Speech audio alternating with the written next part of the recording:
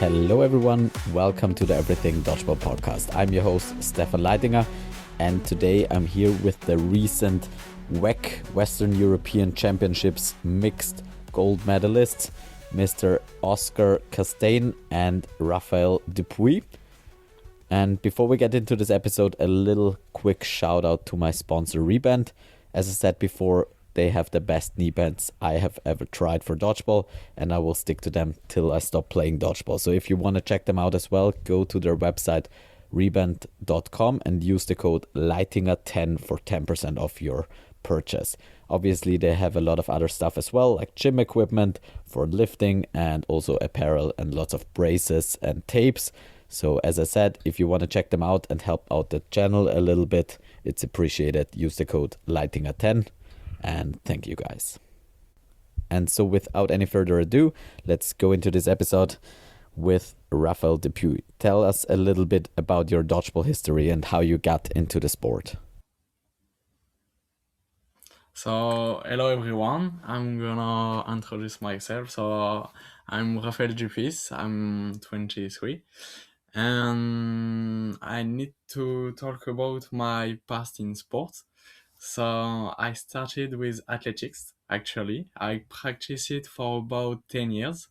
I was specialized in decathlon, so I was doing a bit of everything, like running, jumping, and throwing.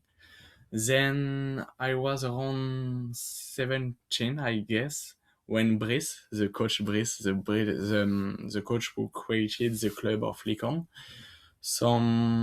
who used to be a kids activity leader I had when I was younger. He came back and asked me and my friend if I wanted to try dodgeball. And I first say no because I wasn't heard this sport before, so I just focused on athletics. But the second year, I heard a lot of positive feedback from my friends, so I decided to give a try in 2019. And the first year was mostly for fun, but honestly, we were just lose all the games. I just remember a time when our best player was injured. We just said we need to win for him, but we just get smashed 26-0 against the best club in France. So that was like this. So after that, I start higher education. So I stop athletics and I focus on dodgeball. The club became more competitive, and that's when we got our first results in France. So Oscar, first of all, tell us your surname again, because it left my mind, and then tell me how you got to play for Licorne and France in the end. So Oscar Castaigne, Castaigne is French, but I've heard Castaigne my whole life. And so I started playing handball when I was younger. There was a handball club in Cambridge. And then I got to university, and I'd heard that Warwick had a good dodgeball club. And I picked up dodgeball in my second year of university, and I immediately really enjoyed it. I mean, it's such a fun game. You pick up a lot from handball into dodgeball. The community was really good, and started playing mainly like fun sessions every Friday as a social sport. But very quickly, I started getting invited to play on the team, and I went to a lot of leagues, university tournaments, and they were always really good fun days because you're kind of all together with university students. You have fun, you go out afterwards. And then I did my year abroad. I came back, I did it again, and very competitively. And then I went to Paris for a year after my undergrad was finished. And I'd heard from a lot of the Warwick team to join the Paris Licorne because they hosted UDO every year. And so I went to a couple trainings and similarly found a very positive vibe with very positive people, and started playing with them. And it was a step up in intensity. I think the level, just the talent was incredible. And so I started playing with them a lot, and they invited me to France training, and yeah, I became part of the team. I think it was something as a little bit of a surprise to me because the French team is so young, but also have been playing together for so long. I didn't expect to be invited in, kind of as a someone who's not played in France for a long time, but it's been super positive, and I've enjoyed the journey so far, and I'm happy with my decision to have come to Paris. Awesome. So for everyone who is still confused, which includes me, what's like uh, your connection to France and to England? Where are you from? Where I, is your mainstay of life, basically? I am half French on my father's side, so I was technically born in Paris. I then moved to the UK, grew up in the UK, and after my undergraduate, decided to go spend a year in France to learn French. Well, to perfect my French, to kind of spend some time not thinking about big life decisions. Also, I did have an interest in playing dodgeball for the French team, so I, thought that could have been like a little small goal. But now I've moved back to London for my masters. But I will go to the France trainings, and I will stay in contact with the French team. And I played in UDO for the Ligue 1 team, and I will play again in Mexico for the Ligue 1 team. So I'm half French, half English. I maintain my dual citizenship, and I do feel more French when it comes to sports. Yeah. But I've mainly grown up and played sports in the UK. Okay. Well, that's quite interesting. There are a few crossovers from France to England and vice versa, right? Mm-hmm. Okay. Mm-hmm. All right. So, Raphael, tell me a little bit about your role in the Licorne Dodgeball Club. What's like your role there? Yeah, so I'm the captain of the mixed team, and Mathieu Ryu is the captain of the men's team. So And maybe, recently, sorry for a second, but you, yeah, Raphael, maybe close your video, because I think your connection will be better without the video. okay, That's fine. I will try. You just have to click on the cam. Yeah, Yeah. perfect. Okay. So I was just a player during many years, but recently Brice, the coach, just passed the role of coach. So I became the coach of Lincoln Dodgeball Club.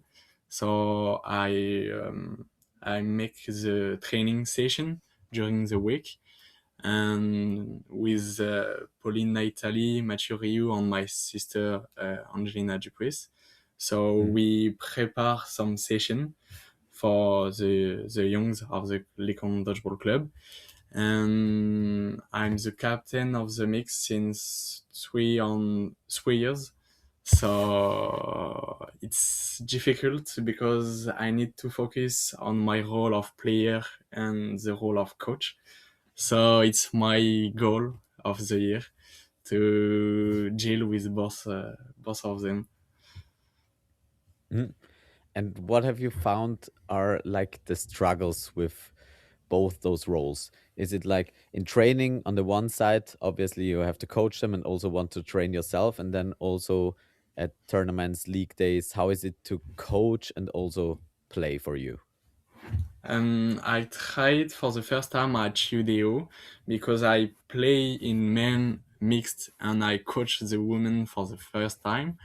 And I don't know, I don't have the time to spectate other matches, but it's fine. I find the time to do all of these activities in the same time, and it was very, very cool. A lot of fun, I think.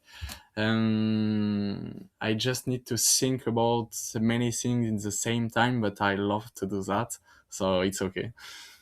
Okay, sounds good. Because I also known to do those three roles, and sometimes it works really smoothly when everything is going fine. But if there's struggles on more than one end, and you have to think more deeply about it, then it can be quite a struggle, at least from my experience, and sometimes even impair maybe one of the parts you're playing. But looking forward to talking to you about it in the future once you've done it a bit more.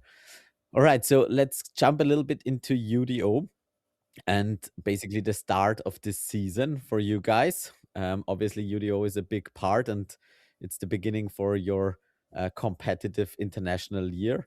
Maybe Oscar, I start with you. What's like UDO? What is it for the Licorne Dodgeball Club? what standpoint, and what has it been sort of as an impact over the last few years for the club? I mean, for me, it's put not just the club, but French dodgeball really on the map. I mean, just having all these such high caliber kind of clubs coming to France to play in this tournament. And consistently you do see the French teams competing and, you know, reaching the kind of quarterfinals and semi-finals. And I think in the first few years the tournament ran, I know that there was a few French teams that did well, but most of the time it was dominated by English teams.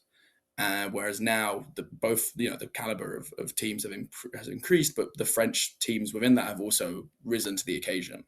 And I think it's such an important tournament for French dodgeball because there aren't as many clubs in France, and so it means that they play each other a lot, they know each other, but they aren't exposed to other kind of forms of dodgeball and other teams.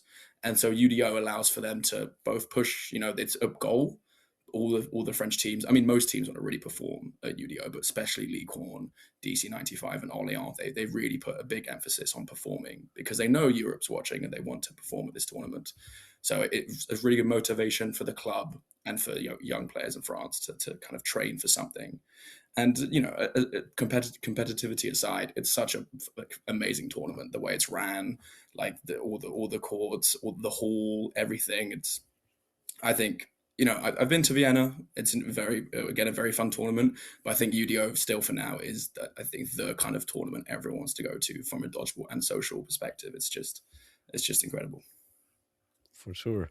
So obviously, this time you guys also played in mixed and men's and coached the women. So how did like the competitive side of the tournament play out for you guys? Maybe Raphael as the mixed coach, as the mixed captain. So I had very high expectation for this UDO. Personally, it had been a long time since I last won a tournament in UDO. It was the first edition. So I really wanted to win this one, especially in mixed. I was convinced we had the potential to do something great.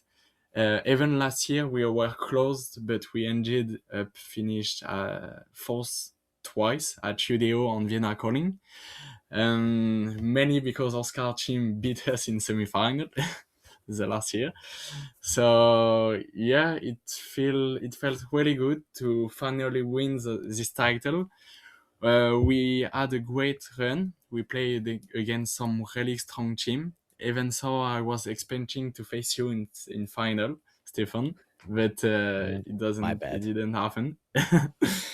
So I also had the opportunity to coach the women during the tournament. So it was an amazing experience. I really love it.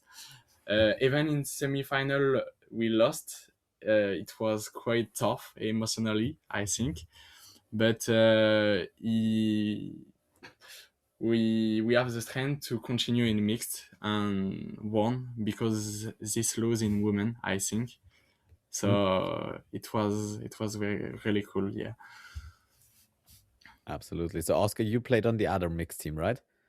Yes, I played in the mixed twos with a very funky hybrid of Brice, our coach, another couple Licorne players who play on the men's team, Adam Hill, Aaron Murphy, and then two girls from Wessex who play in England, Vicky and Sarah, and Juliette, Lisa, and Justine. So it was it was interesting balancing the languages, the play style, who was calling, the positions.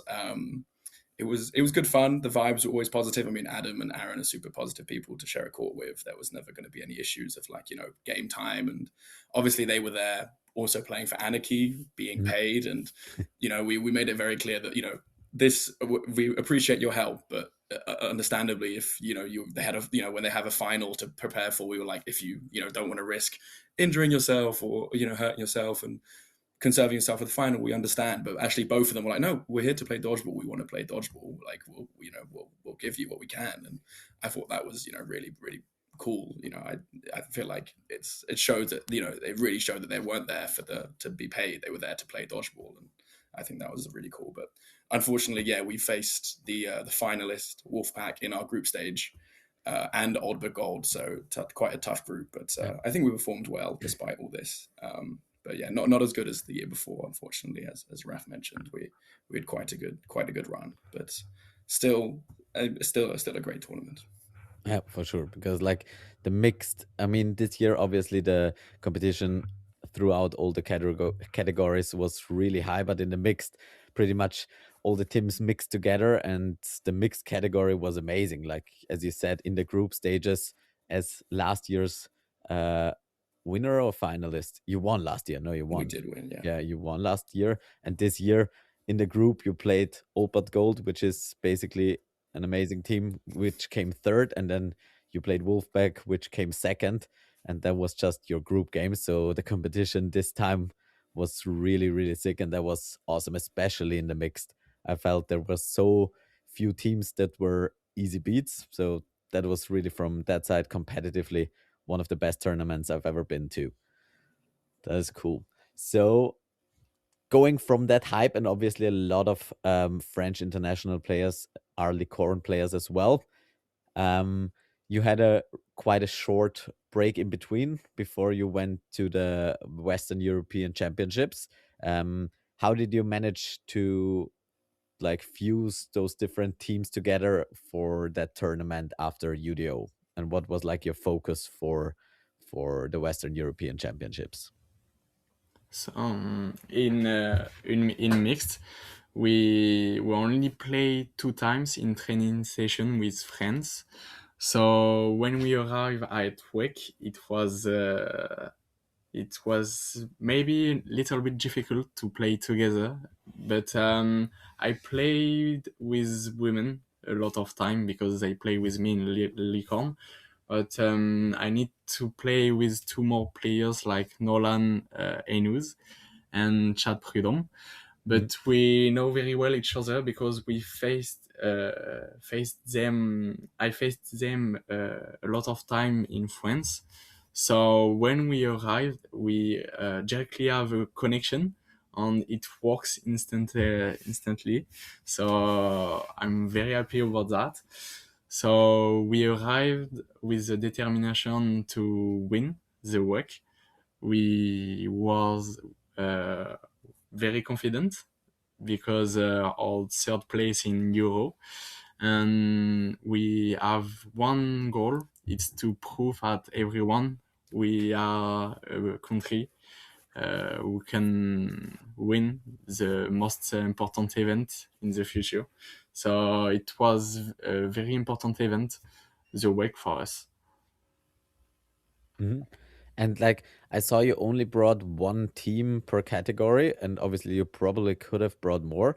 What was the decision behind that? And also that you didn't, I think, play players double, at least in the men's and mixed, as I saw. What was like the thought process behind that? The federation, the French federation, chose to just play with one team by category because we don't have enough coaches for Mhm. all team. So we don't want to bring a team without coach. That's why we decide to only choose uh, one team by category. And why we didn't double with Chad Prudhomme, for example, it's because we want to try not a development team, but a young team for men, and Mhm. see what is going on with them. It's like a preparation for Worlds, I think. But in Worlds, we're going to double with Chad, I think. Mhm. Okay, So yeah. yeah, yeah, that's very interesting because WEC and CEC and every all those regional European championships are often used for development, and you could see like England brought 1,000 teams. So it was interesting to see you focus on the separate divisions, but it obviously paid off. So Oscar, how did that tournament? Tell me a little bit about the tournament overall, like organization, venue, and stuff like that, and then obviously your run in the mixed. I mean, from a organization perspective, I think it ran very smoothly. I mean, it was a very cool venue inside a velodrome. So there was a bit of worry about being able to spectate Mm. outside of like the cycling ring, but there was no issues. They're very well lit, very kind of, a great space basically. 6 courts going on at once. I know from the playing order that the women's were a bit frustrated just because I think there were days where some had one game, then they had 3 or 4 games the next day, and it was a bit more condensed because the way they had 2 groups of 5. But other than that, mixed and men's were well balanced. As you said, there were lots of teams who went. I mean, yeah, I think there were obviously 9 English teams, a very good amount of Welsh, Belgians, as they were hosting. The Dutch, they brought a lot of teams. So it was, kind of had a lot of support, which was positive because obviously other teams would go support other teams. From our perspective in the mixed, I think going into it, we knew our obviously biggest competition were the Dutch, who were in our group, and the top 2 English teams. Just because the English, I think at least for men's and mixed, didn't have first, second, third. They had third, which was development, and then first and second, which were balanced. Mm. And so we knew that both the 1s and 2s for mixed would be complicated games. We had, in our group, we had, I think, the Dutch, the Spanish 2s, and England 3s. The Spanish 2s was not a close game, but good to get the subs going, and it was our first game of the tournament to see the cohesion. Then the Dutch, which I think we were 21-0 up at halftime, obviously because of the new scoring system. And then they came back a little bit in the second half, but we managed to hold on. Then the England freeze game was really interesting. So Shad and Raf, obviously excellent wingers, and they want to beat the biggest teams. And so as a result, we all do lots of kind of prep, and we watch kind of the top English players and how they play. And so, but the English freeze weren't players they knew. Mm. So they didn't really know how to approach the game. And we ended up not being as kind of as clinical as we should have been. So ended up drawing that game actually 2020, which was a bit of a scare, but didn't end up, impacting our quarter place final, fortunately. So yeah, it's hard for me to face new players. I don't know yet, so they surprise me a lot, and Chad too, I think. So they did an amazing match, and I'm happy for them. It's 2020. It's a really good result for them, I think. Yeah, no, absolutely. And then our semi-final against England 2s was much more confident. I think we were really prepared for that game. We didn't want to repeat from Euros, or we lost, to England semi-finals. So we were all very motivated. We were rested. We were prepared, and I think it showed. I mean, everything was working really well. The confidence from Raf and Shad on the wings meant that everyone in the middle could play really kind of their dodgeball. And I think it was a statement match. And I remember after that game thinking, if we could perform even slightly like that, we have a very, very strong chance of winning this final. Obviously, we weren't saying it. We wanted to, I think a lot of people felt the same way, but we wanted to stay prepared and calm for the final. And in the end, it paid off. I mean, the final was, I think, a very similar scoreline and a very similar game in which we went up 9-0 after the first 3 sets. They call a timeout, but by that point, like the tempo's been set. That the French are just ahead to play, and it's very hard to compete with them. Yeah, it looked really incredible. Like I didn't see the one in the group games, but the semi-final and final were very decisive, not really close games, and so coming from UDO and seeing pretty much many of those English players also playing with a lot or against those French players, how did you feel when you went to WEC? How was the playing standard compared to UDO, and did it help you that the competitions were so close together and you just had that preparation at a really high level before?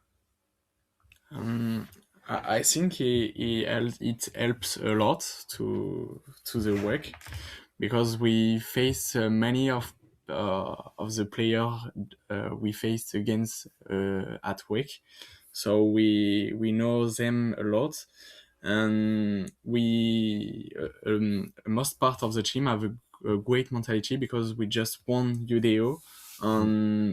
When we arrive at WEC, we just want to win another time. And I think Chad and others, other club want to win because they couldn't in UDO, so they want to take their revenge in WEC. So everyone was in the positive mindset. So yeah, it's. I think it was why everyone during the week want to shine. So in France, when somebody just was it, um, somebody else gonna shine on the court. So that's the strength of the French team. I think everyone want to prove they can do something. Absolutely. And were you somehow surprised how easily you actually, or not easily, but how decisive you won those two matches against the English top teams? I think the England split their best players in two teams. So when we saw that with Shad, we just say we could not lose against a team who is split. We want to beat the most the most the England team at the with his most potential. So we just say we need to smash them, and the next time they need to just choose one best team. I like that. So you basically force them to do it different because I think before that there was no other nation has ever won at WEC, or maybe Uh, before when it was Northern Ireland or another UK team, but definitely no non-UK team won at WEC before, right? yeah, maybe it's the first time. I think I don't remember because I only participate to 1 week, but I need to check. But I think it's the first time. Yeah, so I'm Well, very happy about that. yeah, definitely. So a really good start to the year, especially in the mixed competition. 2 tournaments, 2 wins for Licorne and France.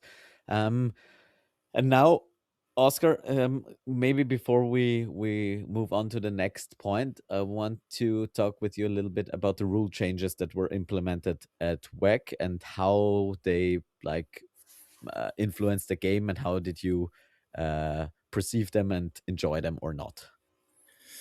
Oof. This has been a topic of conversation quite a lot recently because a lot of the people who played for Wales have in my London club, and we've been talking about it all week, and with the French lot as well, of whether the games are more entertaining or more competitive, and I think there's lots of different answers. I think on a individual set basis, the 3 point to 2 point 3 point wipeout set is more entertaining on a singular set. But we said on the longevity of a whole match, it's slightly less entertaining because it's not as easy for big comebacks in the second half. And these are the games that I think most people always love to watch, right? I think if you take the group stage game between France women's and England one's women's, where England go up by a good number of sets, and I think they're 9-0 up similarly, and they continue their advantage, and in the second half, the French team start, finally playing together, and everything starts to click, and they start coming back. But wiping out a team such as England it's very hard. But once you've got that advantage, I think it kind of it makes it, as I said, extremely hard for a comeback. And even if they do win a lot of sets at the end, I think if someone said that if we scored it by the old system, France win that game, but because of the new point system, England won the game by a point. And yes, it was entertaining, but I still think it's there's a chance that it makes kind of comebacks a tad harder. And it's a narrow pool because there wasn't that many, let's say, close games at the tournament. Maybe if they're in a tournament with more kind of where all the games are a bit closer, and the quarterfinals and group stage games, you have some closer scores. It might make the game more entertaining, but I still think that personally, and from what we've heard from others, that the 2 point system is still better. Mhm.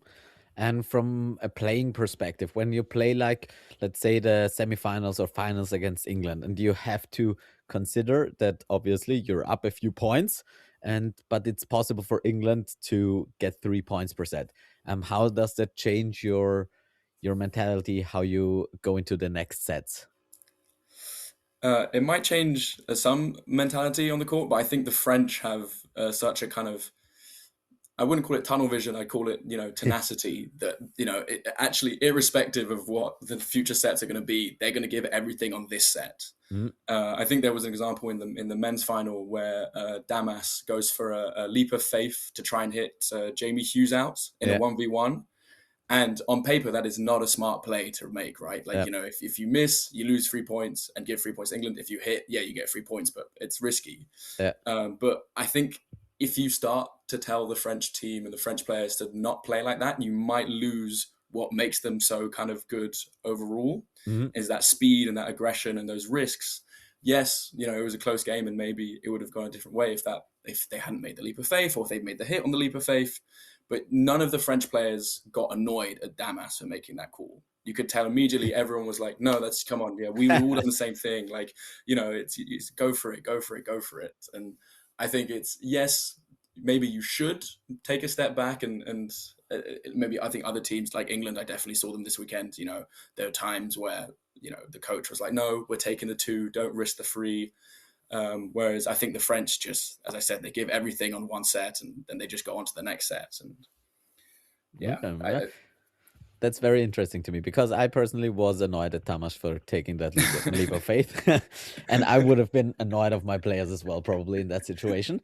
But yeah, I think like it makes the question whether it makes the game more entertaining or not. I think it really depends on the game because obviously if it's a wipeout, nothing makes the game more entertaining, and if whether it's 20-0 or 30-0 or 64-0, it doesn't make any difference. And when it's a close game, the game is going to be exciting either way, whether it's 3 points or 2 points. But what I think it brings to the table is that it makes the game even more complex, and that is something that can be a positive thing, especially like on a gameplay, on a tactical style, but can also make some things more interesting and some things more stale, maybe. And where I'm personally, I haven't played that system yet, so I'm really looking forward to the CAC to see how it works out for us. And I, as a tactical player and coach as well, I really enjoy it, the opportunities it gives me. And also I think it's cool to give people who are like in a 1v3 the opportunity that dodging is also worth something. It's not a lot, but if you survive a 1v3 for, don't know, half a minute, in a normal game that's completely pointless and just completely boring. But in this game, it could be something that's at least of value and could add a little bit of entertainment to that as well if one team tries to still eliminate. Obviously, if one team is fine with taking the 2 points and the other team is fine with taking 1 point, then it can be even more boring. So I think it's a double-edged sword in many situations. But on the comeback side, I think it's actually it makes the comeback more complex but also more positive, more possible, because it really values risky gameplay. And if it works out, then you can make a lot of points in very short time, but also it rewards tactical, maybe slower play by giving you the advantage of playing out sets. And that is obviously a part that is not that fun, but I think the most boring part is when both teams are deciding that it's fine and they're just going to play down time, or one player isn't capable of turning a set or doesn't understand the situation. Then it gets really boring. But so both teams have more opportunities and maybe a broader spectrum where they can operate in. But obviously, if you have the mentality of it doesn't matter what the score is, I'm always going to shoot for 3 points, then it doesn't make a lot of change. But maybe that's also what makes it easier for the French team, who are just making a lot of 3 point games, then to crush a tactical team like England by more points. So, yeah, still not sure. on that regard. But anything you want to add to my rant here? Yeah, it was an amazing rule for me. I was really happy to play for get the 3 points, Mhm. because we just can counter with Chad and finished all the sets. It was so happy so fun to play, and I have the possibility to made a lot of suicide. I love this technique. So I love this rule. I saw my sister just catch many times at the last Mm, in the last 30 minutes, 30 seconds. So we just have a lot of highlights, yeah, like my sister, I said, or Alice yeah, caught me. seen that. It was amazing, and I think it's because the rule. Yeah. So I love this rule, and I really hope this rule keep in the game in the future. Mhm. How about you, Oscar?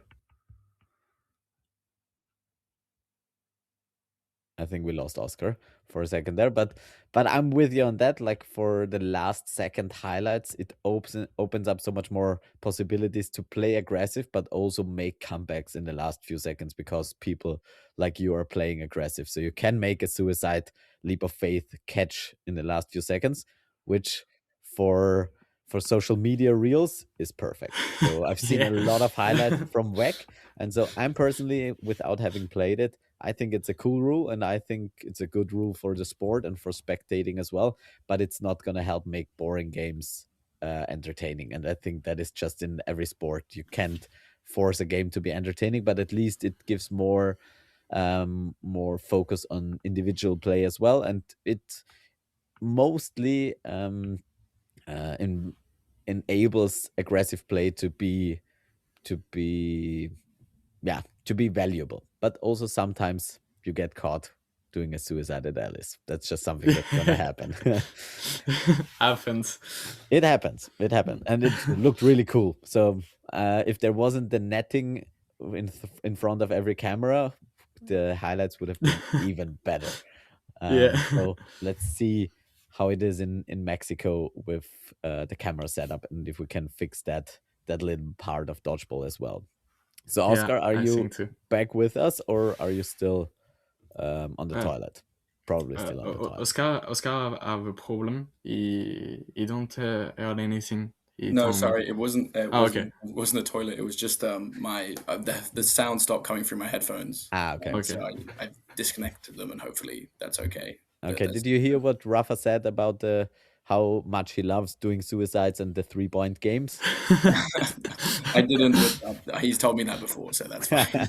I Okay, know. so what's like your conclusion at this point about the 3 point system? Are you a fan? Are you like ambivalent about it, or would you like to I'm going go to back? stay a bit ambivalent. Okay. Maybe I understand the tactical approach. Yeah. Maybe I think it just hasn't been on display. I think from the France side as much. So maybe in the future it'll be something that we will consider. But I mean, you're right. Boring games will remain boring. But I think I heard from a lot of people this tournament that the French team was everyone's team to watch. Everyone enjoyed watching their games, and Yeah. I think 3 point or 2 point, it doesn't matter. The French are always going to play entertaining dodgeball. I think that's the most important thing here. Yeah, definitely. But do you think like after getting smashed twice by the mixed team for England, that might be something they will consider to play more aggressive dodgeball because of that system, or is that something you think is not going to work in that Ooh, regard? I go for it, Raf. Yeah, I think it depends on the team. For example, we can play in counter or try catch for friends, but I think a team like England need to just play two balls. For example, if they want to finish the game, they just need to play two balls on the block, and it's another way to win a set for the 3 points, I guess. Because they're too slow for counters, you're saying? Depends of the English players, but in the most part, I think they can counter like or Okay, yeah, fair. yeah. Well, yeah, I'm looking forward because I think like there's also always like changing a rule comes with a lot of resistance because we're used to certain things, but I think it sort of changes the meta a little bit, and maybe it just shows that exciting and aggressive dodgeball like France is the way to go, and maybe it rewards this for the time being, and maybe it changes the whole meta for the game a little bit. So at this point, without having played it, I'm a big fan. But let's see what I say about it after the Central European Championships or any tournament in between.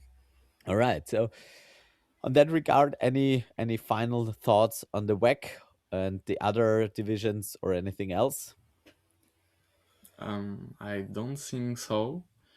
I just want to say I'm really pleased to see the men's team arrive in final and made an amazing match against England. Mhm. So I'm really happy to see that, and I want to bring that mindset in Worlds with Yeah. the men's team. Yeah, I love that. So, basically, you fought in all divisions against England, and you managed to win in the mix pretty decisively against all the England teams, except for the young guns. Yeah, And in the women's, you had some really close games as well. And yeah. also in the men's, the final was really close in the end. It got away by a few points, and maybe a suicide was part of that, maybe not. But it was still a very interesting game, and I think especially in that men's game, like it was 5 minutes left with, I don't know, 5 or 7 points difference, and you could see that there was still a hope to win that game, and it was a very realistic hope. So I think with the 2 points per set, it makes it a much slower end game, and England can much more control the situation. And in this regard, they sort of have to really weather the storm. And you tried your all to get him out. It didn't work, but there was definitely a chance. So I think even in that regard, it it was a cool option. Yeah, I think too. So Oscar, any final thoughts on the Western European Championships from your side? Um, I'd give a shout out to the organization. Also, Ghent, an incredible city. I'd never been Mhm. before. I think a lot of people were very positive about that. No, just the vibes are great. Um, no, it was cool. Yeah, and again, I personally, I really thought the women's were going to win it this time. I thought they were firing on all cylinders, everything's coming together. But hey, just they're building for Worlds, and yeah, hopefully it'll finally come through soon.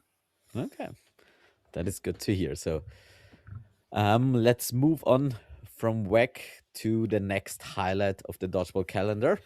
And it's not going to be in mix, it's going to be in men's. So I think in a few days, all of us leave for Mexico City. What are your plans, expectations, and thoughts about that tournament? I think I'm not that confident to this tournament. Not like in mixed for WEC or UDO. Mm, I just want to see what is a professional dodgeball championship looks like. I think we don't have any. I don't know. I'm not very stressful like the wake, for example, because we have nothing to prove or something like that. We just want to play and try some new things. mm. So I really want to be there to play dodgeball with all the best player in the world. I eager to be there. Sounds Yeah. awesome. You, Oscar? Yeah, I'm a bit more hopeful than Raf. I've been trying to convince him that the back off off WEC and off the UDO that French dodgeball can compete at a high level. I'm extremely excited. I mean, for a tournament of this caliber, and just the amount of I think there's obviously the dodgeball and the playing of the dodgeball, but I think being able to explain to people, like my friends outside of dodgeball, that hey, look, I'm going to play in this tournament, and there's going to be there's a prediction game and a fantasy builder and all this stuff that people, they hear dodgeball, they're like, oh cool, but then when they hear like this stuff that they normally associate to bigger sports, they turn their head and they're like, oh, that's amazing, and they really get more involved. So I think that aspect of it, the kind of the commercial and the publicity side has been really, really good, and that's really exciting to see. Obviously, there's going to be some incredible dodgeball on display. I mean, that's always exciting to watch. I'm really looking forward to it. I'm more hopeful than the rest of the League boys, but I think irrespective, it's such a cool thing to be a part of, and I feel very, very lucky to be part of this team that gets to go and play. Yeah. Yeah, you mentioned a few points that I completely agree with. Like, it's like telling someone you're going to Mexico City for a tournament, and on one side feels a little bit mental on our part, but also it's like such a step up, and then to be able to see all that professional surrounding of that tournament, it's a really breath of fresh air as well. And also, if it's not the most amount of money, but also like giving it that professional aspect of having it televised, having some money involved, having the greatest clubs or really amazing clubs from all over the world there and competing for that title, I think is something like, when I tell people, it's sort of the Champions League of dodgeball, and that is something people can really they have a picture in their mind. And otherwise, if I go to UDO, I tell them it's a great tournament in Paris, but there is nothing really relatable about that. But that just gives it a different vibe. So I really like to tell it's sort of the Champions League, the first try of the Champions League for dodgeball, and I think that makes it much more legit sounding. Yeah. All right, so I think too. Yeah, I think too. It's when I need to describe Mexico for someone who don't play dodgeball, I say it's like the world championship of club. I said that. Absolutely. I think Brett Koenig would definitely agree with that statement and have no resentments toward it at all.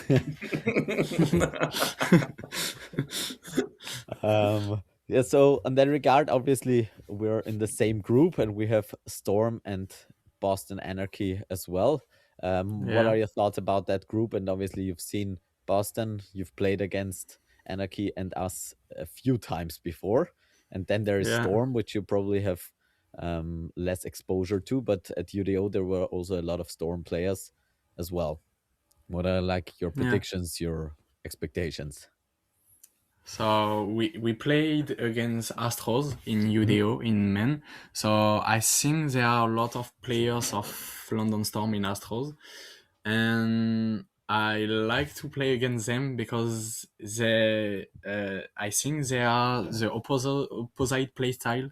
They are all high, all tall, and they have all a lot of big throws, and we are pretty fast. So it's something special to play against them.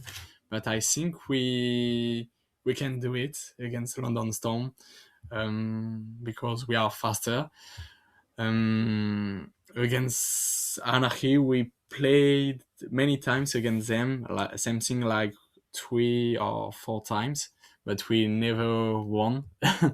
maybe it's gonna be the first in Mexico, but they have a lot of new players in the team, Irish player. You know it, so it's gonna be spicy. and Sure. and against Nazis, it's something like the Austrian team. So we don't know. We know each other, but we're going to try some new thing. I think. That sounds awesome. Looking forward to a new thing, something you brought from back. So now you've basically beaten a lot of English players. You've beaten everyone at UDO. You've beaten some Austrian teams as well at the UDO. So Yeah. I think there's definitely a legitimate reason to believe in yourselves, even though the other teams are stacked. But that is the point of Champions Tour, that there aren't any easy games or easy players. So I think yeah, it's gonna be really open, and I think to make a prediction at this point is impossible, basically. And I don't even know which one of the groups is the tougher, because in the beginning it looked like our group would be the tougher one, and it definitely is a incredibly tough group. But then the other Yeah. group with Sparta, Hex have also just are a stacked national team of US players who've improved a lot Hmm. since 2 years ago. And then obviously the Mexico team. I don't think anyone knows much about that. And Yeah. and our team as well. It's quite good. So yeah, it's gonna be very interesting. So on the professional part of it, you guys, how old are you, Oscar? I'm 24. 24. And you, Rafa? I'm 23. 23. Okay, so you've still got a lot of dodgeball ahead of you. Like, um, when you look at this tournament, which is sort of a step towards professionalism, or at least a try, what do you want the future of dodgeball to look like, and what do you think this could be the start for? Um, Oscar, you want to answer? Yeah, I'll be honest. I think, picking it up at a university sport, as a lot of people do in the UK, I think I never expected to be kind of, in this position now, um, where, yeah, we're going to go play in such an incredible tournament. But I I'm very excited. I think it's as you say, a really good push for the sport and towards professionalism. Um, I mean, I think a lot of people in dodgeball want to play dodgeball as much as possible, and if they can make it into a career, that's the dream, really. I mean, there's obviously the physical aspect and the staying in shape and all this stuff, but I mean, we've I think dodgeball's done very good on the social side. Everyone gets on, the vibes are good, and if we can take that and then also bring a kind of professional aspect where there's a circuit of tournaments that you can go to every year, and the leagues are so competitive every year, and start to get spectators and people watching. I mean, there are a lot of people who are watching the live streams at WEC, and I think that's a really good sign that people want more dodgeball, both within the community and outside of it. And I think this is such a great push towards, yeah, this will it become one of the big professional sports in the world immediately? Probably not, but it's the speed at which it's progressing, at least since I've joined, which was what, yeah, like 3-4 years ago now, is incredible. That the kind of seeing that trajectory going from, oh yeah, we'll drive 4 hours to go play in a sports hall in the middle of nowhere for a university open, to now being flown to Mexico to go play in a tournament with the best teams in the world. I mean, that's incredible. And yeah, I think if that momentum can be at least maintained, I'm not saying it has to be, incredible, like, the whole time, but that was really, really good sign for the sport. For sure. I completely agree with that. Um, all right. So is there anything else that you want to get off your chest regarding the Champions Tour? Anything you especially looking forward um, seeing at that tournament? Like, what are your personal goals, except for having fun and experiencing playing at the top level? What I like, obviously, there are different and competitive ways for you guys. So maybe Oscar, tell me what are you looking forward the most to regarding Um, Mexico City?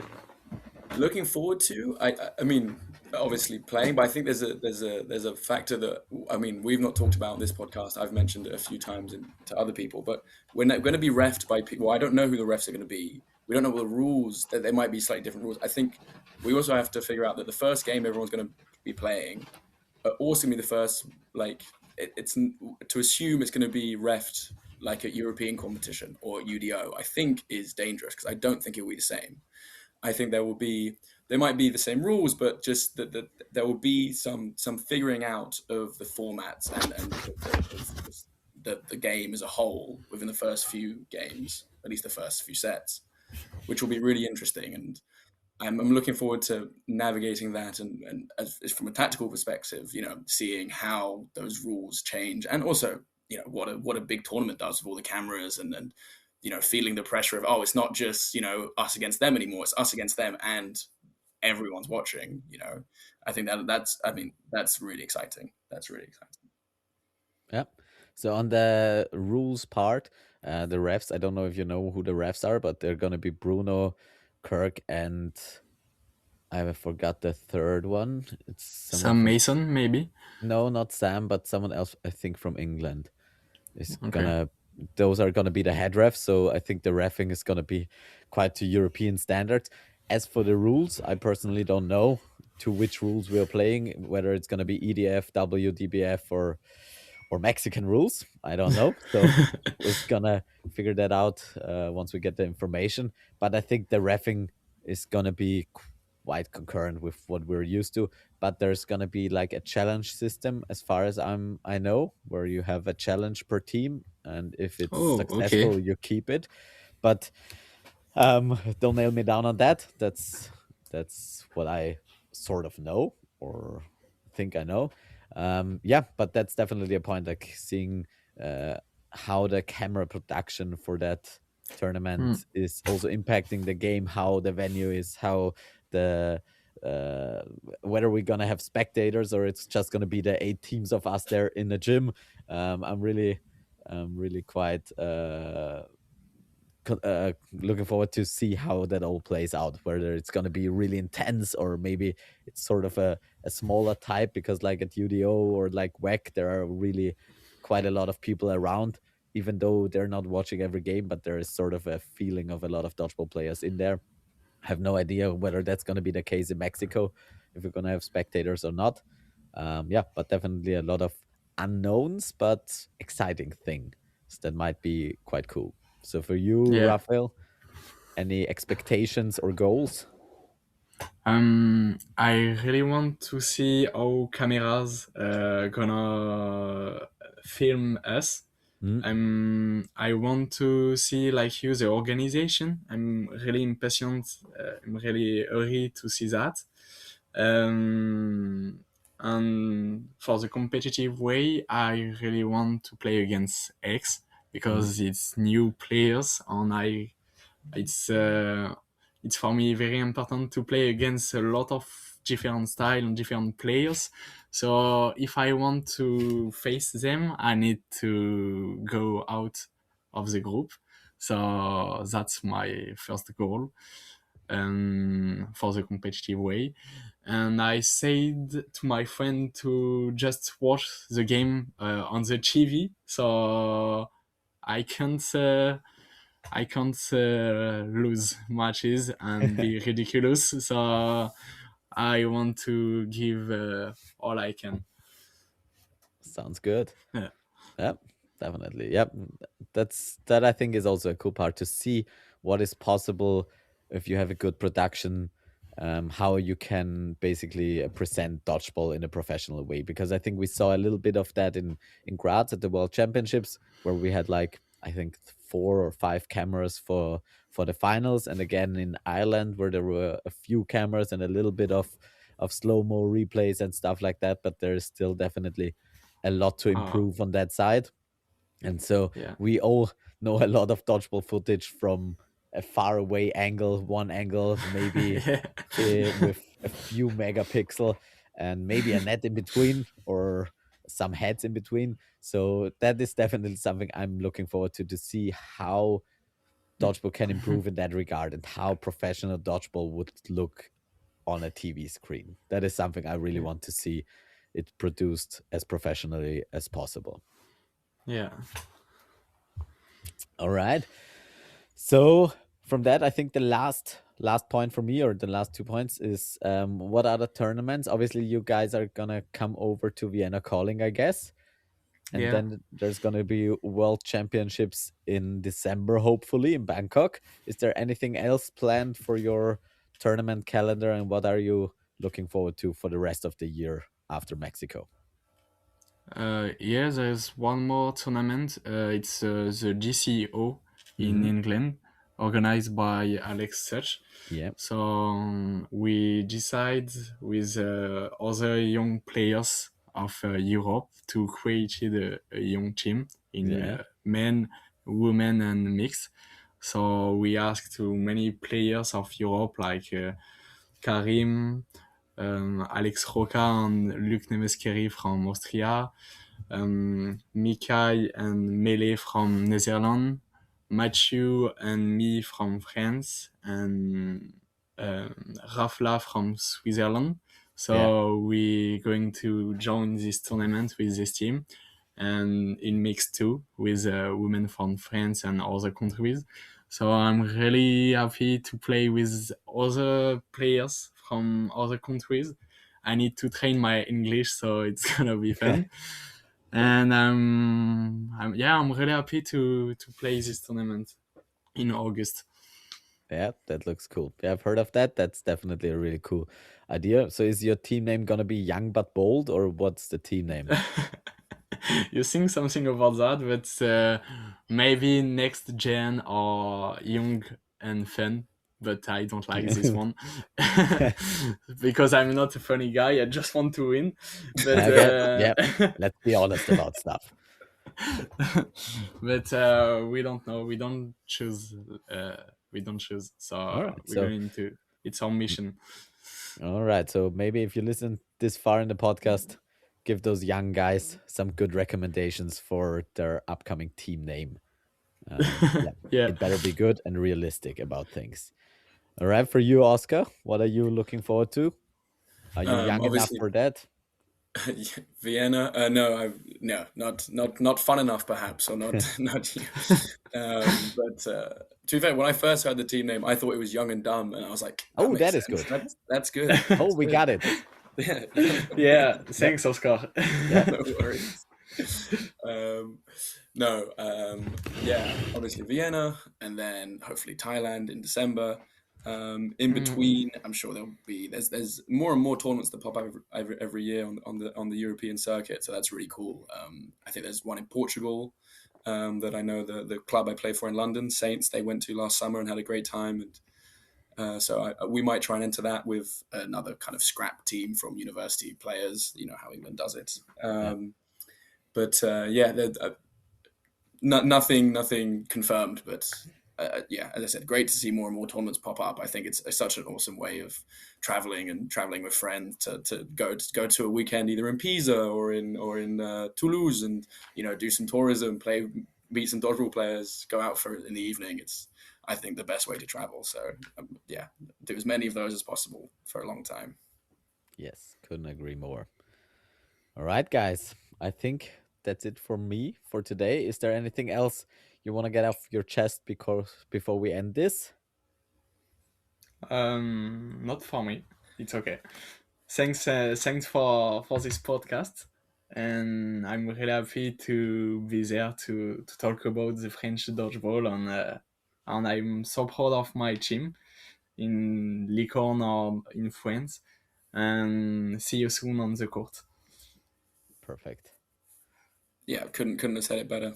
Thank you so much, Stefan, and looking forward to talking more about it in Mexico, and more dodgeball conversations to come. Yes, Yeah. indeed. All right, guys. So have a nice weekend. Have a good trip to Mexico. I'll see you in a few days, and then Yeah. we're gonna have some fun on and off the court. I believe Yes. so. All right, Yes. guys. Yep. Absolute pleasure.